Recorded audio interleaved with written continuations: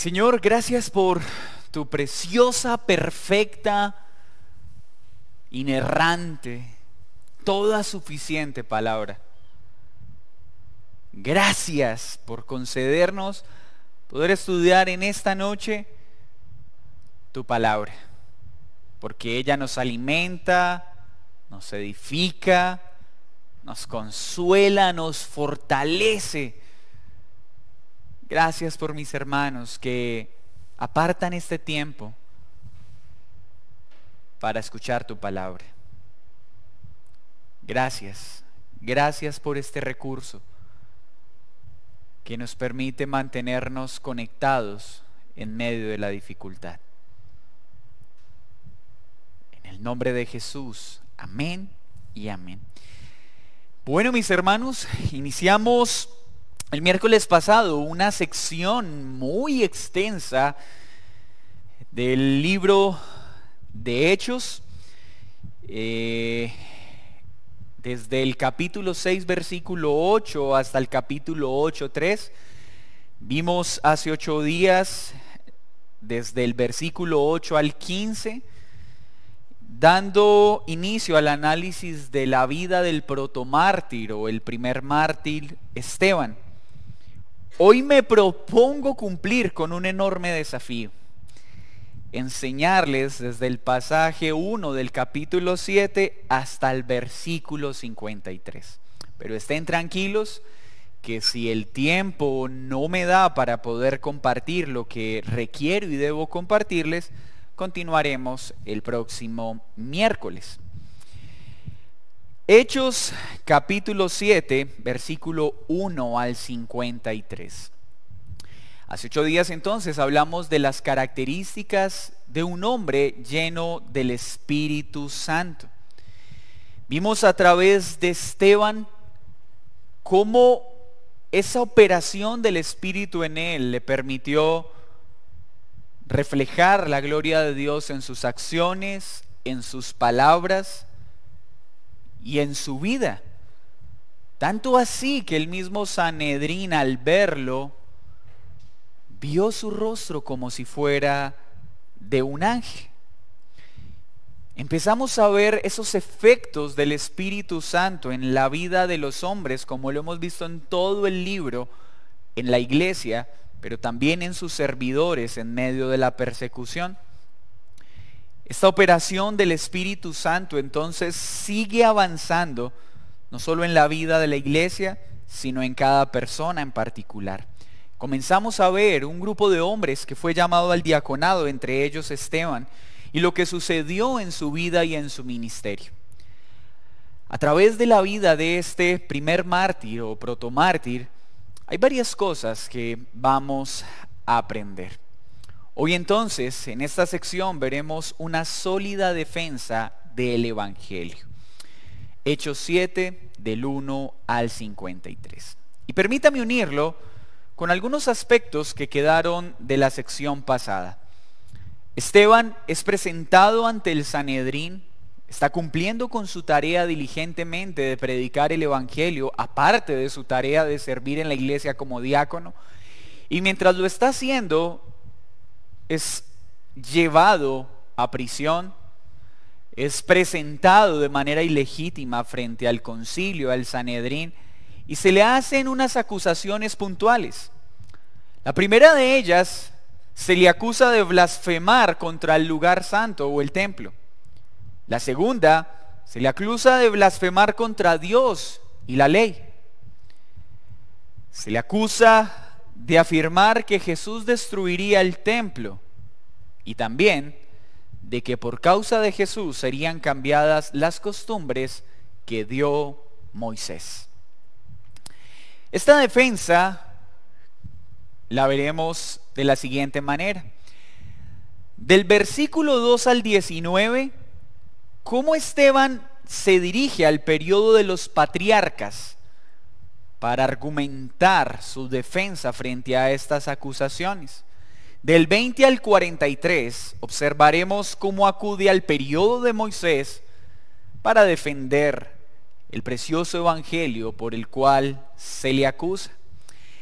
Del 44 al 50 ¿cómo acude a David, Salomón, al tabernáculo y al templo para esta defensa legítima del Evangelio? Y en el 51 al 53, una contundente acusación contra los miembros del Sanedrín por causa del Evangelio. Así que veamos entonces el desarrollo de esta sección de la Escritura. Vamos a leer en primera instancia del versículo 1 al 19.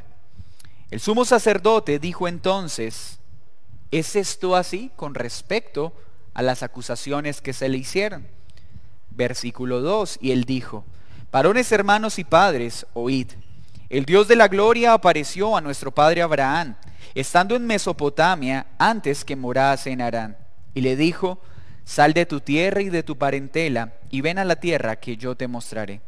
Entonces salió de la tierra de los caldeos y habitó en Harán, y de allí, muerto su padre, Dios le trasladó a esa tierra en la cual vosotros habitáis ahora.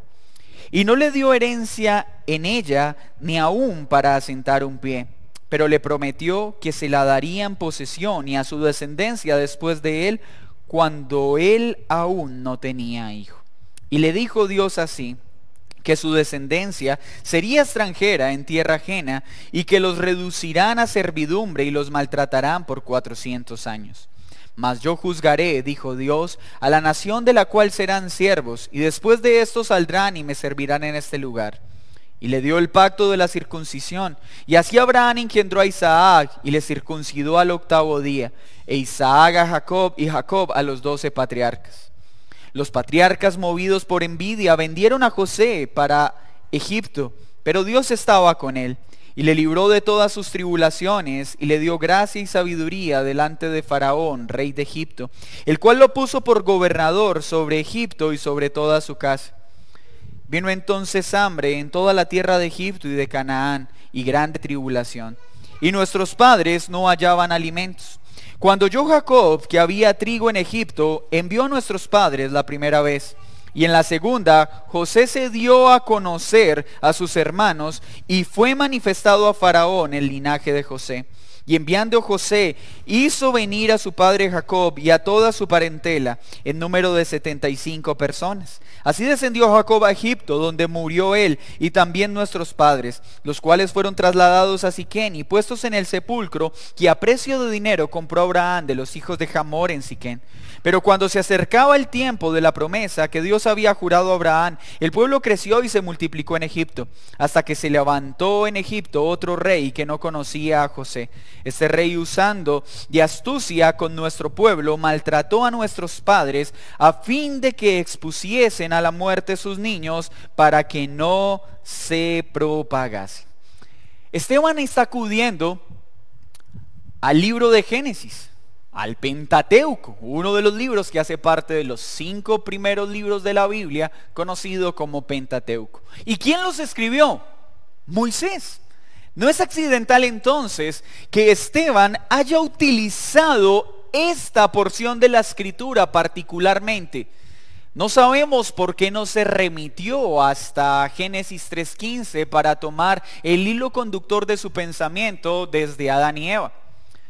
Esto nos muestra que cada predicador tiene un estilo y una forma distinta, a diferencia de Pedro y de Juan, que acudieron a resaltar de una forma más explícita y detallada la operación de Jesucristo como el Mesías prometido.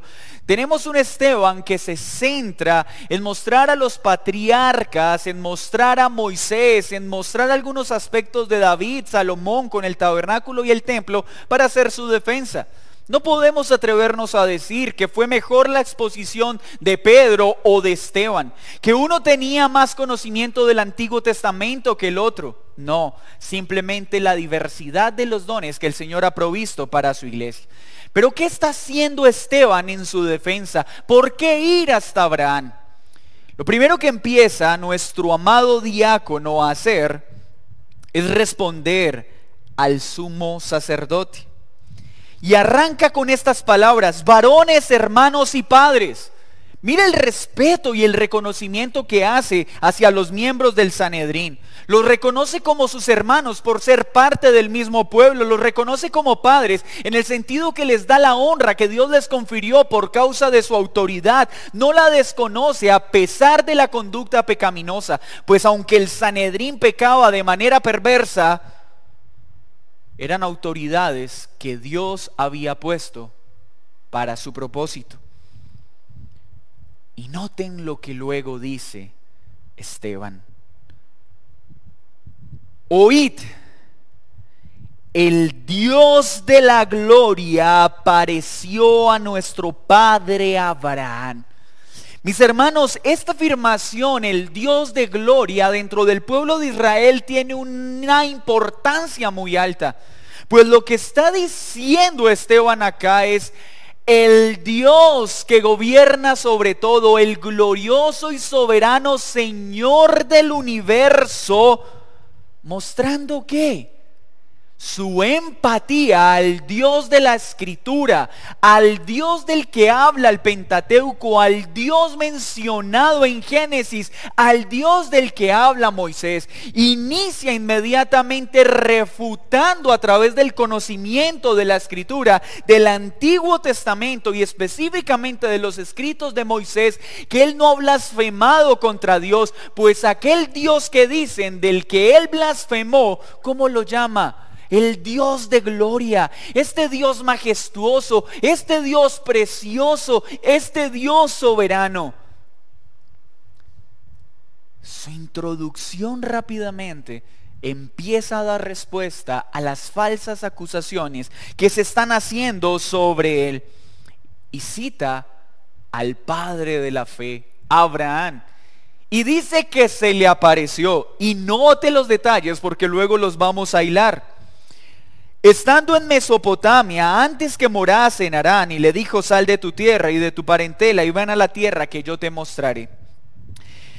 Esteban está acudiendo a la historia de Abraham para mostrarle al Sanedrín que Dios siempre ha querido interactuar con su pueblo.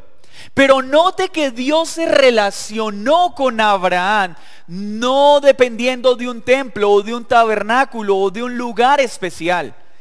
Dios interactúa con sus hombres, aquellos hombres que él llama, sin estar limitado o frenado por un lugar específico. Y cita a cuáles patriarcas Esteban: Abraham, Isaac, Jacob, José, y toca algunos aspectos especiales de José. ¿Por qué lo hace así?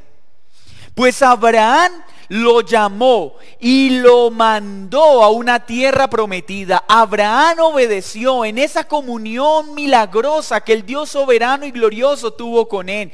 Fue hacia la tierra que el Señor le dijo, recibió una promesa que tendría una simiente en el cual serían benditas todas las naciones. Abraham fue a la tierra que el Señor le prometió, pero murió esperando ver esa simiente prometida. Pero tenemos a José. ¿Y por qué cita a José? Noten lo que toca de la historia de José. Podríamos mirar muchos detalles, pero no quiero desviarme de la intención por la cual Esteban utiliza estos ejemplos. Dice que José fue vendido por sus hermanos, traicionado por su propio pueblo. Aquel que Dios escogió fue despreciado aún por sus hermanos, vendido por unas cuantas monedas. Pero ¿qué nos cuenta esta sección? Que Dios lo levantó, le dio gracia y sabiduría, estuvo con él a pesar de que fue despreciado y fue puesto como gobernador sobre Egipto y sobre la casa de Faraón. ¿Y para qué lo hizo Dios? Para preservar con vida un pueblo. Entonces Esteban está dirigiéndose al Sanedrín, mostrando su conocimiento de la ley, su respeto y honra por el escrito de Moisés, y enfatizando en que Dios interactúa con sus escogidos sin la necesidad de un espacio físico en particular, y que sus siervos afrontaron persecución, pero que Él estuvo con ellos y cumplió su propósito con cada uno de ellos, con Abraham y con José. ¿Y para qué les muestra esto? Pues recuerden, mis hermanos, que en este momento la iglesia está comenzando a ser perseguida. Los siervos del Señor están siendo perseguidos haciendo su legítimo deber, predicar el evangelio. Pero luego habla de Moisés. En el versículo 20 hasta el 43 se centran a hablar del testimonio de Moisés y del proceso con Moisés. No vaya perdiendo el hilo. Abraham interactuó con Dios, necesitó un templo, no. ¿Requirió el tabernáculo? No. ¿José tuvo una comunión con Dios? Sí. ¿Estuvo limitada a un templo? No, pues vivía en Egipto, gobernó en Egipto. ¿Tuvo autoridad dada por quién? Por Dios. ¿Fue perseguido por quién? Por su propio pueblo. ¿A quién estará apuntando Abraham? ¿A quién estará apuntando José? ¿Y a quién estará apuntando Moisés? Versículo 20. En aquel mismo tiempo nació Moisés y fue agradable a Dios y fue criado 3 meses en casa de su padre. Pero siendo expuesto a la muerte, la hija de Faraón le recogió y le crió como a hijo suyo. Observe cómo Esteban está mostrando la providencia de Dios. Cómo está mostrando a un Dios soberano que gobierna sobre todos los sucesos. Pues lo que pasó con Abraham, lo que pasó con José y lo que pasó con Moisés no fue un accidente. Estuvo bajo el propósito perfecto de un Dios que gobierna sobre todas las cosas. 22. Y fue enseñado Moisés en toda la sabiduría de los egipcios, y era poderoso en sus palabras y obras. Cuando hubo cumplido la edad de 40 años, le vino al corazón el visitar a sus hermanos, los hijos de Israel. Y al ver uno que era maltratado, lo defendió. Hiriendo al egipcio, vengó al oprimido. Pero él pensaba que sus hermanos comprendían que Dios le daría libertad por mano suya, mas ellos no lo habían entendido así. Y al día siguiente se presentó unos de ellos que reñían y los ponía en paz, diciendo: varones hermanos sois, ¿por qué os maltratáis el uno al otro? Entonces el que maltrataba a su prójimo le rechazó, diciendo: ¿quién te ha puesto por gobernante y juez sobre nosotros? ¿Quieres tú matarme como mataste ayer al egipcio? Al oír esta palabra, Moisés huyó y vivió como extranjero en tierra de Madián, donde engendró 2 hijos. Pasados 40 años, un ángel se le apareció en el desierto del monte Sinaí, en la llama de fuego de una zarza. Entonces Moisés, mirando, se maravilló de la visión, y acercándose para observar, vino a él la voz del Señor: yo soy el Dios de tus padres, el Dios de Abraham, el Dios de Isaac y el Dios de Jacob. Y Moisés, temblando, no se atrevía a mirar. Y le dijo el Señor: quita el calzado de tus pies, porque el lugar en que estás es tierra santa. Ciertamente he visto la aflicción de mi pueblo que está en Egipto, y he oído su gemido, y he descendido para librarlos. Ahora pues, ven, te enviaré a Egipto. A este Moisés, a quien había rechazado diciendo: ¿quién te ha puesto por gobernante y juez? A este lo envió Dios como gobernante y libertador por mano del ángel que se le apareció en la zarza. Este lo sacó habiendo hecho prodigios y señales en tierra de Egipto y en el mar Rojo y en el desierto por 40 años. Este Moisés es el que dijo a los hijos de Israel: profeta os levantará el Señor vuestro Dios dentro de vuestros hermanos, como a mí. A él oiréis. Este es aquel Moisés que estuvo en la congregación en el desierto con el ángel que le hablaba en el monte Sinaí y con nuestros padres, y que recibió palabra de vida que darnos, el cual nuestros padres no quisieron obedecer, sino que le desecharon y en sus corazones se volvieron a Egipto. 40. Cuando dijeron a Aarón: haznos dioses que vayan delante de nosotros, porque a este Moisés que nos sacó de la tierra de Egipto, no sabemos que le haya acontecido. Entonces hicieron un becerro y ofrecieron sacrificios al ídolo, y en las obras de sus manos se regocijaron. Y Dios se apartó y los entregó a que rindiesen culto al ejército del cielo, como está escrito en el libro de los profetas. ¿Acaso me ofrecisteis víctimas y sacrificios en el desierto por 40 años, casa de Israel? Antes bien, llevasteis el tabernáculo de Moloc y la estrella de vuestro dios Renfán, figuras que os hiciste para adorarlas. Os transportaré pues más allá de Babilonia. ¿Qué aspectos resalta Esteban de Moisés? Note lo que hace Esteban.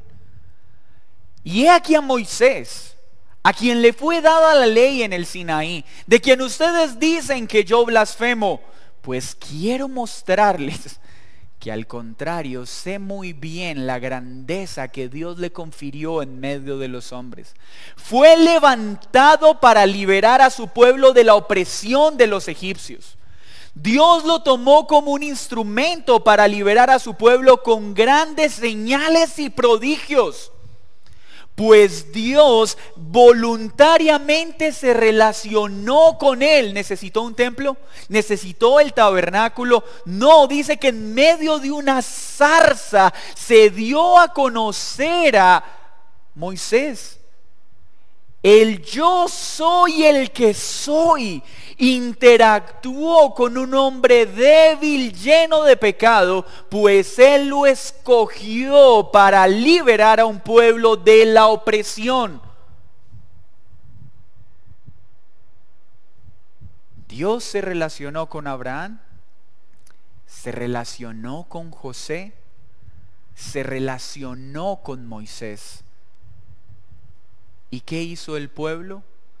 Al igual que con José, despreció a Moisés. Se burlaron de él, cuestionaron la tarea que el Señor le confirió. No lo reconocieron como siervo de Dios para liberar al pueblo. Y el Señor le dio grandes señales y prodigios para liberar a este pueblo. ¿Pero qué hizo este pueblo? En lugar de responder al Dios vivo con total gratitud, rápidamente empezó a adorar a otros dioses. Pero Esteban enfatiza algo y dice: este Moisés, al que tengo en alta estima, en el cual me deleito por sus escritos, lo reconozco como aquel que el Señor escogió para liberar a su pueblo de la opresión, aquel que Dios le dio la ley para dárnosla a conocer a nosotros. También dijo que el Señor levantaría un profeta en medio de nosotros al cual tendríamos que obedecer, y si no, seríamos arrancados de su pueblo. Esteban, con la sabiduría del Espíritu Santo, está tocando aspectos muy puntuales para mostrar la falsedad de lo que se le acusa, pero preparando el terreno para la contundente acusación que va a realizar sobre el Sanedrín. Entonces muestra como un profeta de Dios, como un siervo de Dios, escogido por Dios, fue rechazado y fue despreciado por su propio pueblo, aunque Dios lo levantó para liberarlo de la opresión. Vemos entonces un Dios que siempre ha querido relacionarse con su pueblo, y un pueblo que siempre ha menospreciado el interés de Dios por relacionarse con él.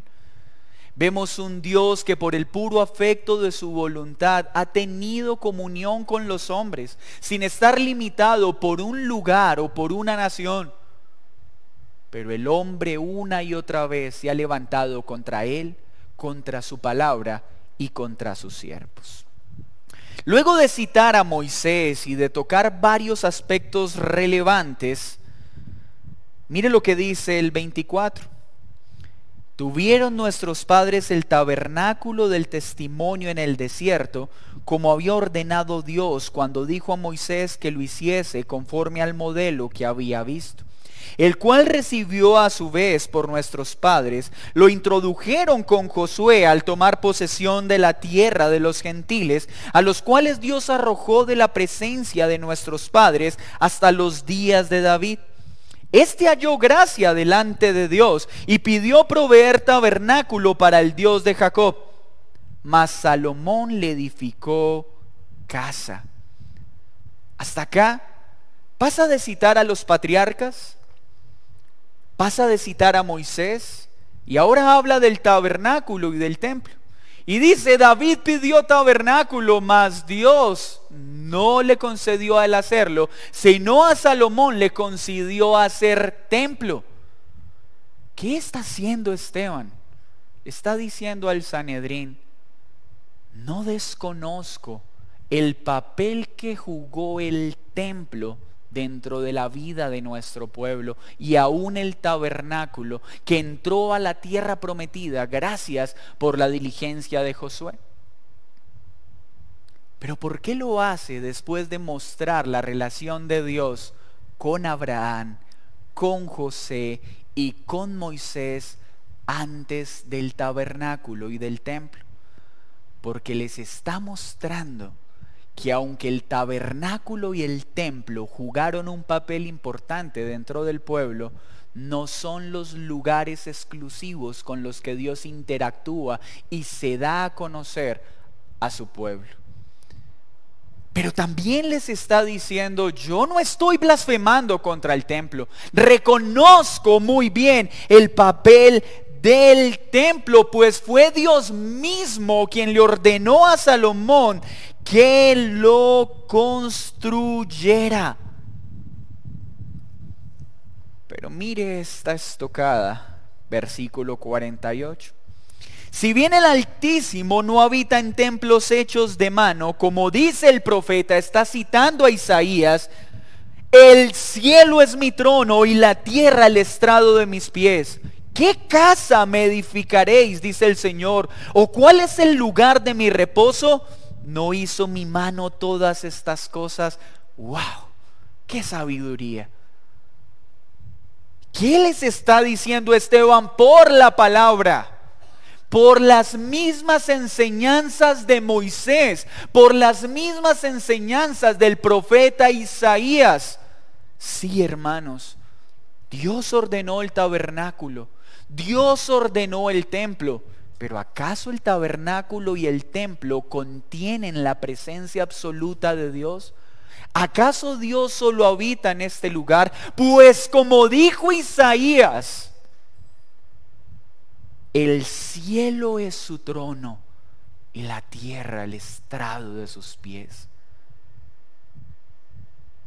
Qué gran defensa está haciendo Esteban por la guía del Espíritu Santo. Y muy seguramente está citando esto con relación a las enseñanzas por las cuales lo están acusando. Pues Esteban, muy seguramente como un fiel ejemplo de Jesús su maestro, tuvo que citar los versículos que él enseñó. Pero recuerdan que Jesús dijo, ha llegado la hora en que estoy buscando adoradores en espíritu y en verdad. Adoradores que ya no estarán limitados por un lugar o por una nación, sino que cualquiera que me adore en espíritu y en verdad podrá hacerlo.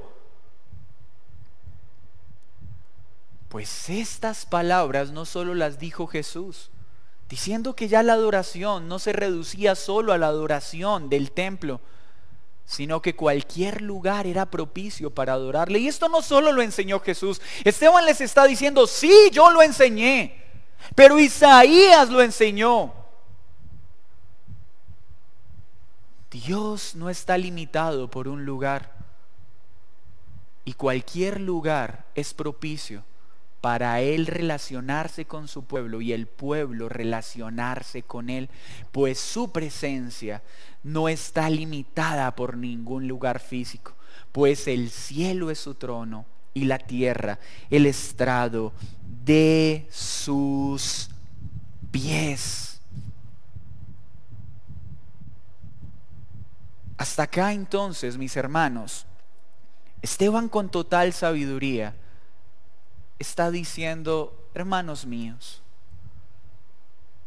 No pueden usar la ley para decir que yo la menosprecio, porque la amo, porque sé que fue dada por Dios. No pueden acusarme de blasfemar contra el templo, pues no estoy enseñando nada distinto a lo que Jesús enseñó y a lo que Isaías enseñó. No pueden acusarme de que he dicho que este templo va a ser destruido, pues del templo que yo he estado hablando es de Cristo. Aunque en un sentido, en el año 70, sabemos que el templo fue destruido. ¿Por qué me acusan de que Jesús cambiaría las costumbres que dio Moisés, si de Moisés mismo aprendimos que Dios se relacionó con él antes de que hubiera tabernáculo? De que Dios se relacionó con el padre Abraham antes de que hubiera un lugar específico de adoración. De que Dios se relacionó con José aún en Egipto.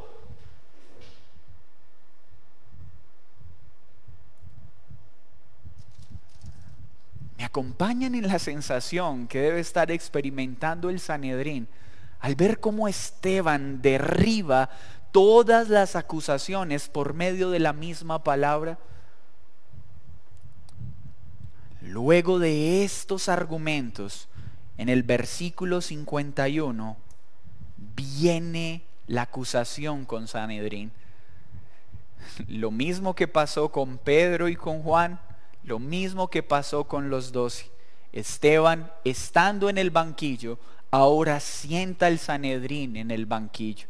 Y miren lo que les dice en el 51. Duros de cerviz e incircuncisos de corazón y de oídos, vosotros resistís siempre al Espíritu Santo como vuestros padres, así también vosotros.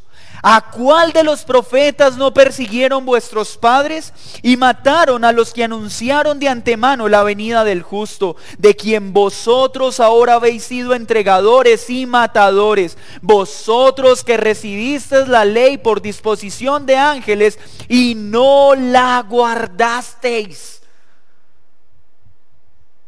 ¡Qué contundente! Las afirmaciones que está efectuando Esteban contra el Sanedrín. Duros de cerviz. Esta afirmación en la mente de los judíos no es accidental. Recuerden que ellos tienen un contexto de agricultura. Y ellos se referían a los bueyes de dura cerviz que no se sometían para dejar que sus amos colocaran sus yugos sobre sí para arar la tierra. Esos bueyes que no se dejaban poner el yugo eran duros de cerviz.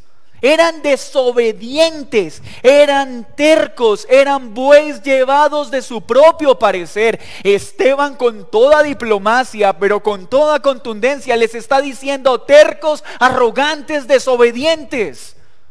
Ustedes son llevados de su propio parecer, no se someten a los designios de Dios. El que blasfema contra Dios y su ley no soy yo, son ustedes. Porque no cumplen lo que Él dijo y enseñó en su palabra. Incircuncisos de corazón y de oídos. La palabra incircuncisos para un judío era aborrecible, pues era la forma despectiva en la que ellos se referían a los gentiles. Y Esteban les está diciendo: incircuncisos de corazón, incircuncisos de oídos. La audiencia a la que está hablando Esteban portaba en su cuerpo la señal de la circuncisión física. ¿Por qué nos dice entonces incircuncisos de corazón? Pues Esteban sabe que ellos tienen la circuncisión física, mas no tenían la circuncisión en su corazón, pues sobre sus cuerpos ya no tenían prepucio, pero sobre sus corazones tenían el pecado. No habían cercenado el pecado de sus corazones. Sus oídos solo estaban prestos para escuchar todo lo impuro. Jeremías 6:10 habla de que aquellos que no escuchan la palabra de Dios y no penetran sus corazones son incircuncisos de oídos. Así que Esteban está citando a Jeremías 6:10. Está citando a Ezequiel y les está diciendo: ustedes tienen una circuncisión física, pero no en sus corazones. Ustedes son tercos, ustedes son desobedientes. Ustedes no han quitado el pecado de sus corazones y escuchan la palabra de Dios, pero no la ponen en práctica y no permiten que penetre sus corazones. Para acabar de rematarlos, les dice: ustedes siempre resisten al Espíritu Santo al igual que sus padres.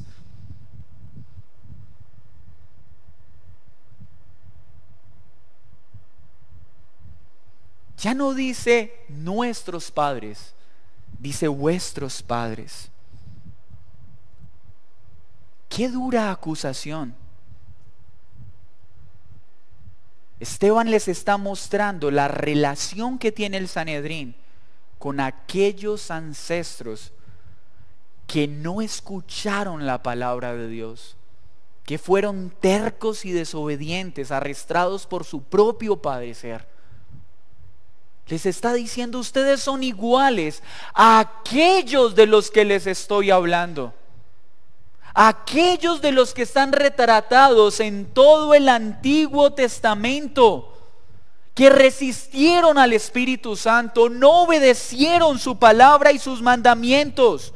Ustedes son iguales a ellos. Y mire lo que dice el 52. ¿A cuáles de los profetas no persiguieron vuestros padres? Ya no se identifica con el pueblo, no se identifica con esa audiencia a la que le está hablando. Pues Esteban les está diciendo: yo no estoy procediendo como mis ancestros, mas ustedes sí. Ustedes me acusan de desobediencia, mas los desobedientes son ustedes. Y les dice lo siguiente: ¿a cuál de los profetas no persiguieron? A todos. Los profetas enviados de Dios fueron perseguidos por la arrogancia, la desobediencia, por un pueblo incircunciso de corazón y de oídos. Pero no solo los persiguieron, sino que aquellos profetas que anunciaron de antemano la venida del justo, de quien vosotros ahora habéis sido entregadores y matadores. ¿Cómo conecta el Antiguo Testamento, mis hermanos? Esto es teología bíblica. Pedro, Juan y ahora Esteban nos dan una cátedra teológica de cómo entender el Antiguo Testamento en relación al tiempo presente. ¿Cómo ver a Cristo por toda la Escritura sin forzar la Escritura? Pues les está diciendo: los profetas de antaño fueron asesinados por hablar del justo que vendría, de esa simiente prometida que se le anunció a Abraham, de esa simiente por la cual fue preservado el pueblo con José, de ese profeta del cual habló Moisés, que se levantaría y todos tendrían que obedecer. Les está hablando del justo del que hablaron todos los profetas, del Mesías que vendría.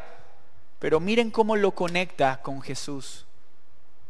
Ese justo del que se le habló a Abraham, por el que se preservó el pueblo con José, que habló Moisés, que hablaron los profetas y por los cuales fueron asesinados muchos profetas, es el justo que ustedes mataron, es Cristo Jesús.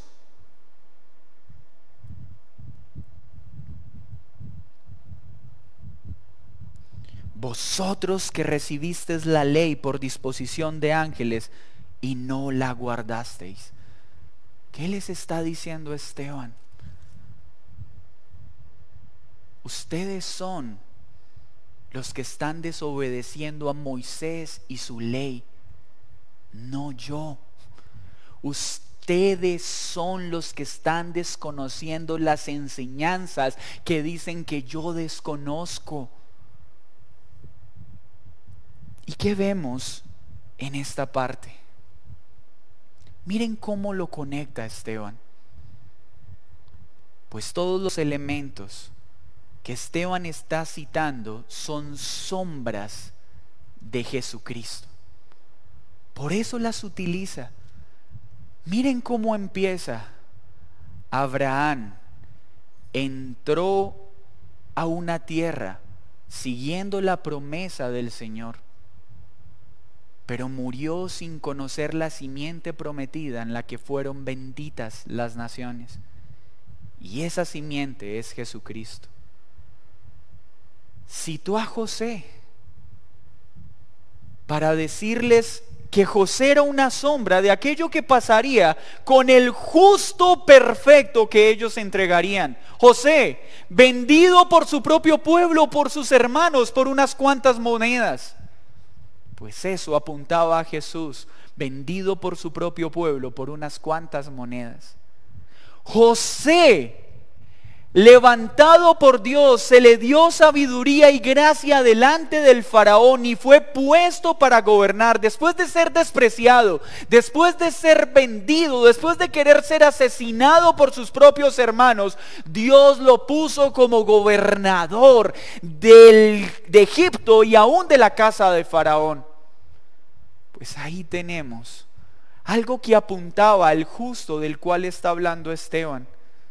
Pues Jesús fue despreciado por su propio pueblo, vendido por unas cuantas monedas, pero luego fue levantado, no para gobernar sobre la casa de un rey y un faraón, no para gobernar sobre Egipto o una sola nación.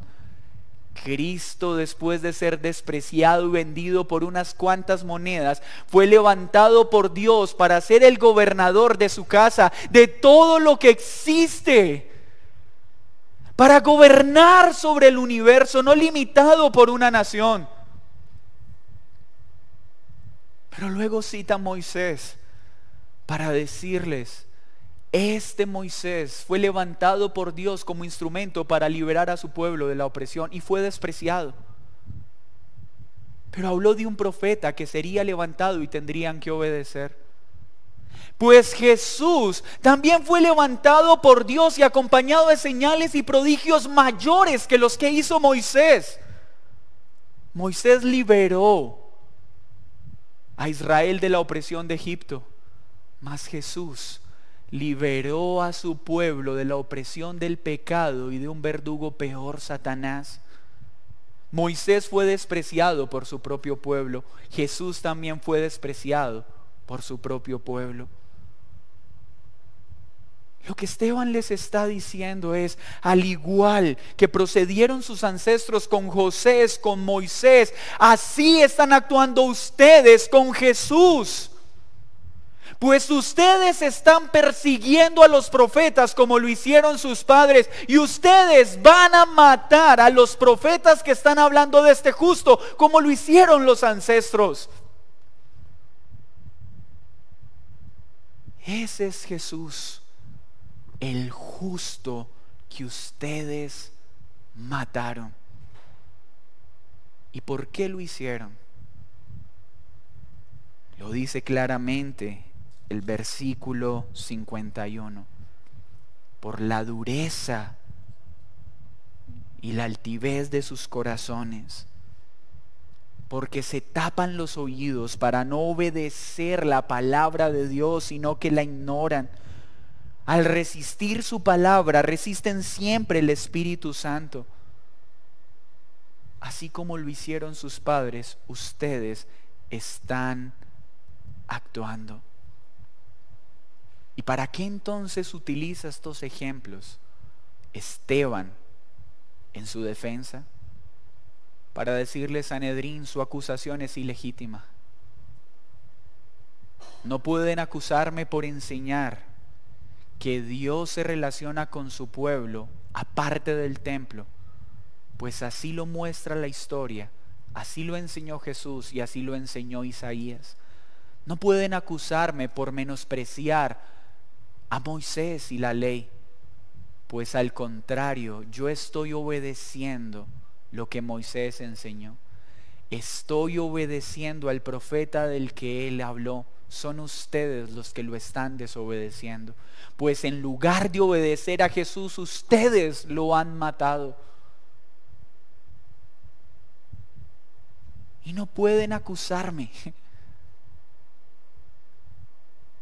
Pues la palabra de Dios respalda lo que les digo.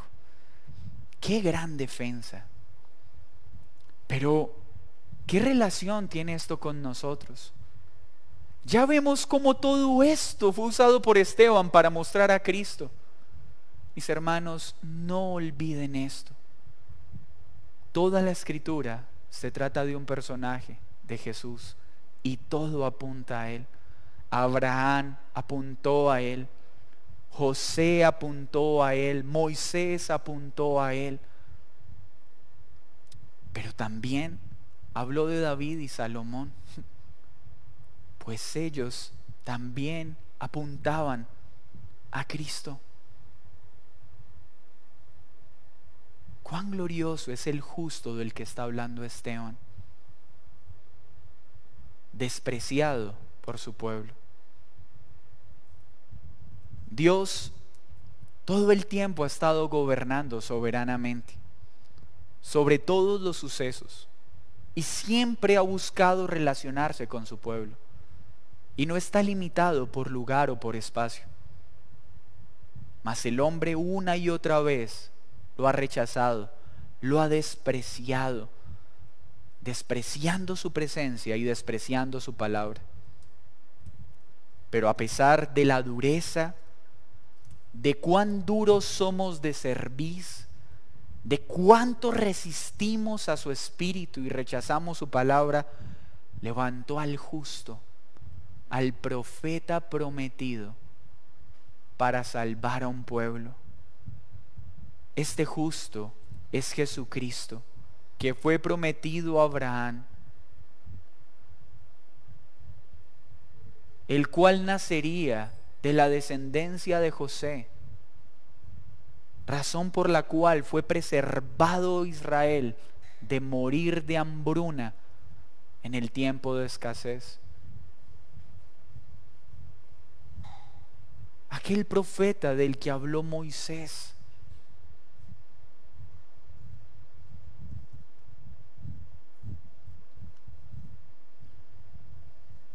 Pero también Esteban le está mostrando que aquellos que en toda la historia del pueblo de Israel fueron levantados como profetas para hablar del justo, de Jesucristo, fueron asesinados por su propio pueblo. Asimismo, está siendo el Sanedrín y la generación presente. Mis hermanos, ¿cuántas cosas debemos examinar de este sermón o de esta sección para nosotros mismos? Aprendemos claramente el papel de Cristo en todo el hilo conductor de la Biblia. Entendemos que desde Génesis a Apocalipsis hay un tema principal: Jesucristo. Y este levantado para liberar a un pueblo. Cristo y su precioso plan redentor. Pero vemos varios aspectos que nos obligan a examinarnos. Vemos la religiosidad de los hombres, que amparada por un supuesto celo por Dios, termina habilitando la injusta persecución de aquellos que verdaderamente sirven a Cristo. Vemos un énfasis especial de la enseñanza de Esteban, pues vemos en Esteban y en su defensa un Dios que siempre ha querido relacionarse con su pueblo, desde Abraham hasta hoy, y eso no ha cambiado. Dios quiere relacionarse con los hombres, pero hoy lo hace solo a través de uno, el justo, Jesucristo. No hay un templo, no hay un lugar que conceda relacionarnos con Dios, pues hoy el único medio a través del cual podemos acceder a la presencia de Dios es Jesucristo. Vemos también que Dios desde el principio se ha propuesto liberar a su pueblo de la opresión y de la esclavitud. Y lo logró a través de Cristo, porque así lo había prometido. Lo que Moisés hizo de manera limitada, lo que José logró de manera limitada, lo que David y Salomón lograron de manera limitada, Jesús lo logró de manera perfecta. En Cristo tenemos la simiente que Abraham esperó. En Cristo tenemos a aquel que fue vendido por unas cuantas monedas, fue muerto, pero fue levantado como Señor y gobernante de todo lo que existe. En Cristo tenemos al profeta perfecto que todo aquel que escuche es liberado de la opresión de Satanás, del mundo y de la carne. Y no de manera temporal como lo logró Moisés, sino de manera perpetua, porque todo lo que hace Cristo perdura para siempre. Josué entró el tabernáculo a la tierra prometida, mas Cristo es la Canaán celestial que todos aguardamos y a la cual accedemos en Cristo Jesús. Pues David fue el rey, Salomón el hombre sabio, mas en Cristo está la perfección y el esplendor que ni David ni Salomón tuvieron. Cristo es el justo que el Sanedrín mató. ¿Tú qué estás haciendo con el justo, con el Cristo? ¿Agradeces que te ha dado vida? Y no una vida como la que José obtuvo para el pueblo de Israel, sino una vida eterna. Agradeces no una liberación como la de Moisés, sino una liberación de la opresión del pecado y de Satanás. Valoras que gracias a la obra de Cristo, en un lugar como este llamado Armenia, podemos alabar y exaltar a Dios y tener comunión con Él.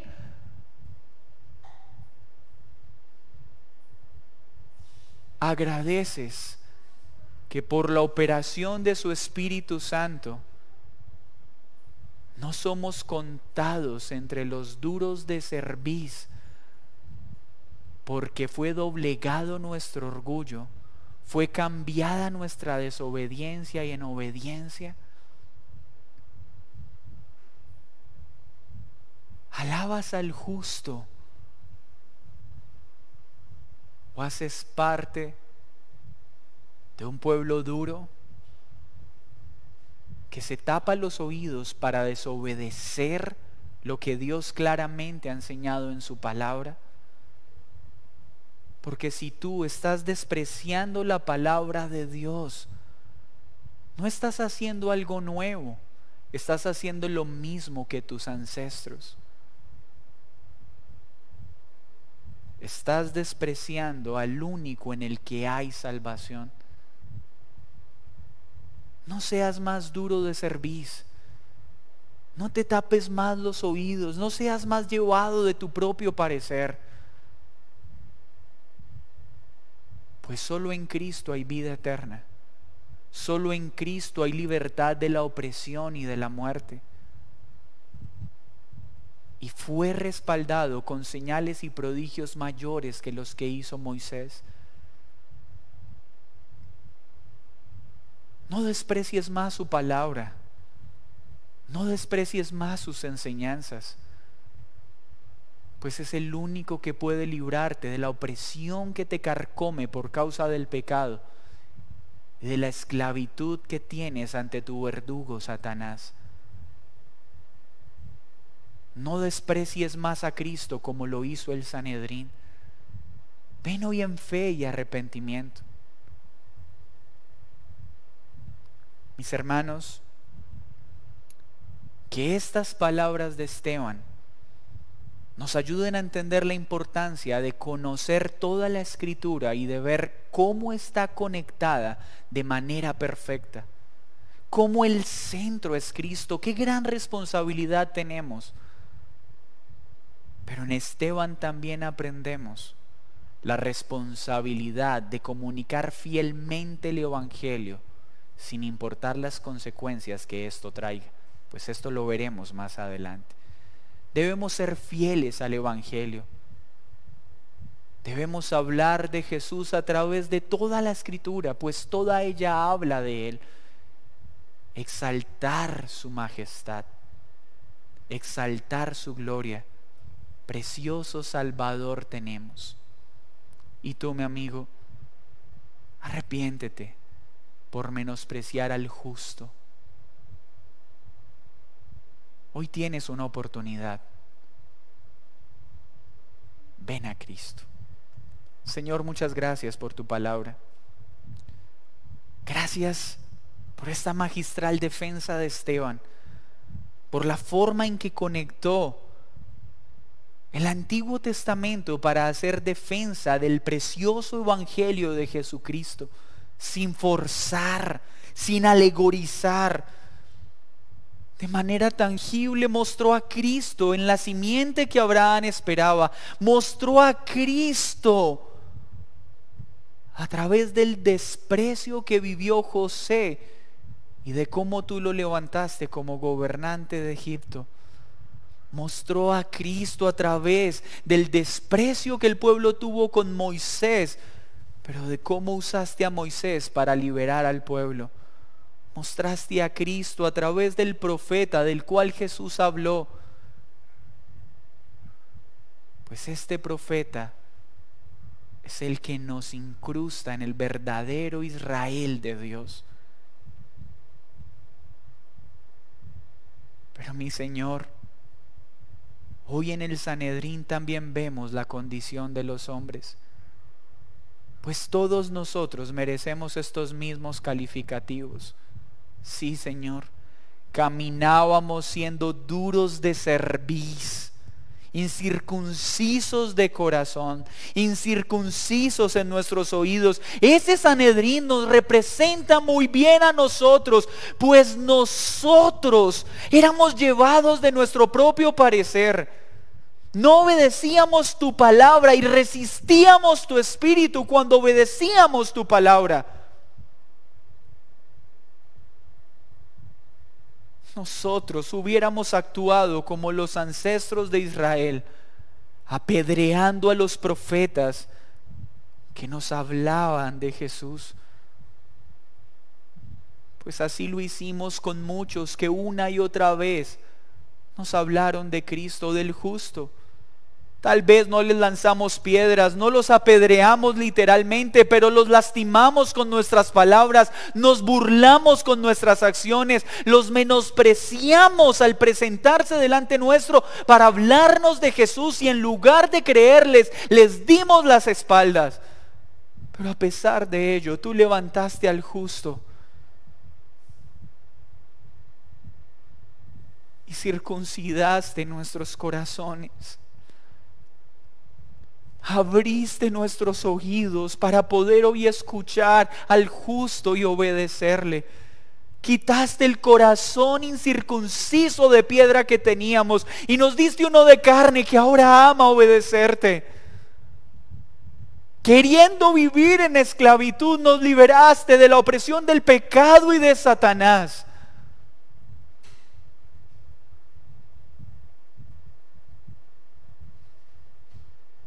Gracias, Señor, porque tu obra es la que impide que hoy seamos un miembro más del Sanedrín en nuestro proceder. Gracias por tu bondad. En el nombre de Jesús. Amén y amén. Amigo que me escuchas, espero que tu final no sea un duro de cerviz, incircunciso de corazón y de oído, que resiste al Espíritu Santo. Ven a Cristo mediante la fe, para que ese corazón de piedra sea cambiado por uno de carne, para que tus oídos sean destapados y no solo escuches, sino que obedezcas la palabra de Dios. Y para que ya no resistas más al Espíritu Santo, sino que el Espíritu Santo obre en ti para dar a conocer al justo entre muchos hombres y muchas naciones. Iglesia, precioso justo tenemos, precioso Jesús tenemos, del cual habla todas las Escrituras. Que el Señor los bendiga y que tengan una feliz noche.